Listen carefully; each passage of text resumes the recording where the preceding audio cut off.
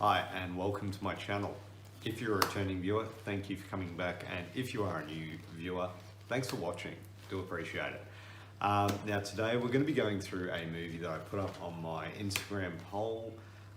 It was between this one here, the Dyatlov Pass Incident, and another film. This one won out. So we're going to be reviewing that today.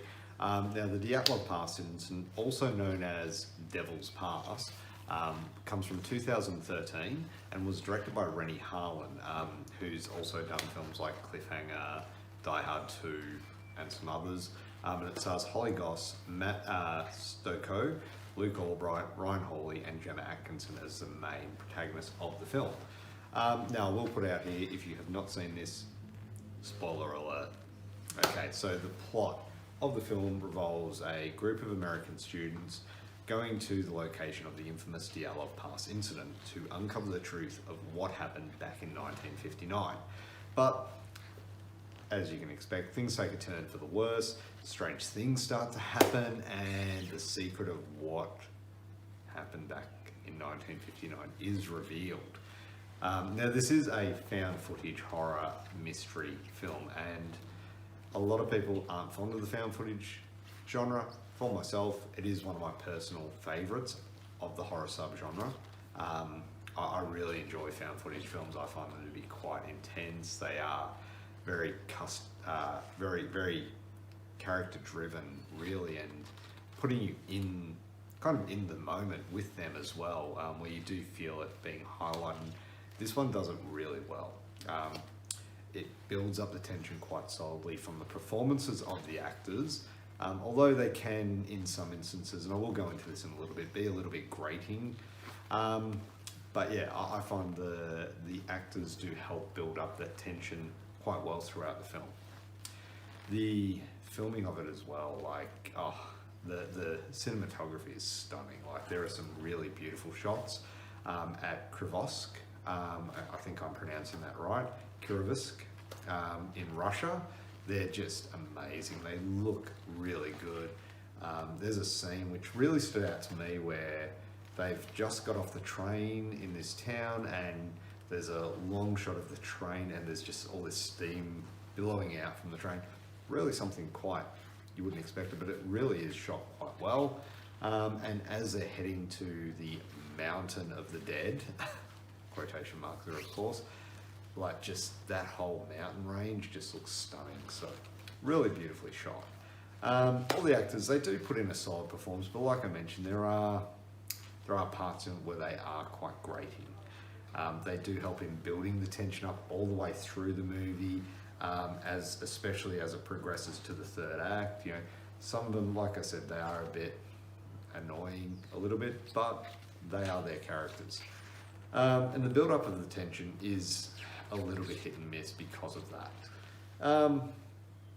But overall, I think it does a really good job of building that tension up all through the film. Like, it starts out with, here's a mystery, we're going to go and solve it, or we're going to look into it, and it just takes off from there. It is a lot of fun to start with as they go into the reason why they're going over there.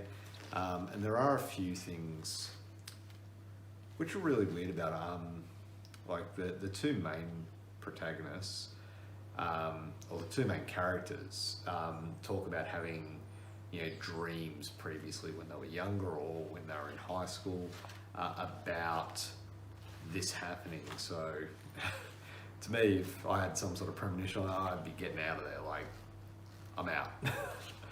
But that's me. Now look, that's a couple of bad things, right? But overall, it's quite good. The only other two bad things that I can think of throughout the film is right at the end, when they find the reason for the incident, what actually happened there.